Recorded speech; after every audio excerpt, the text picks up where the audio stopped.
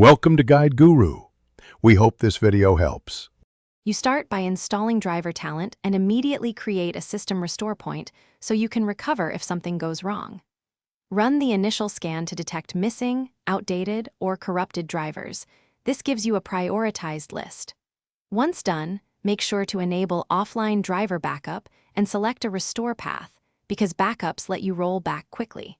You should avoid installing every suggested driver at once. Focus on critical hardware first to reduce risk and time.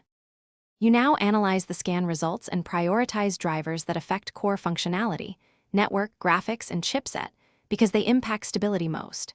Next, download selected drivers either through the program or manually. Verify version numbers and release dates to avoid regressing. Once you have downloads, choose Install or Repair per device.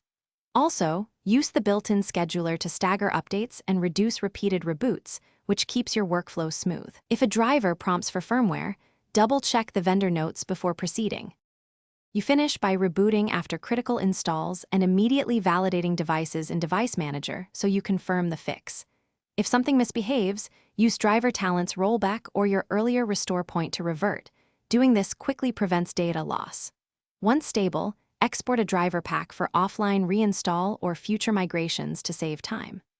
One troubleshooting tip: if a device fails post-update, uninstall the driver, restart, and reinstall the previous known good version to isolate whether the new driver caused the issue. Thanks for watching. Consider subscribing if we helped you today.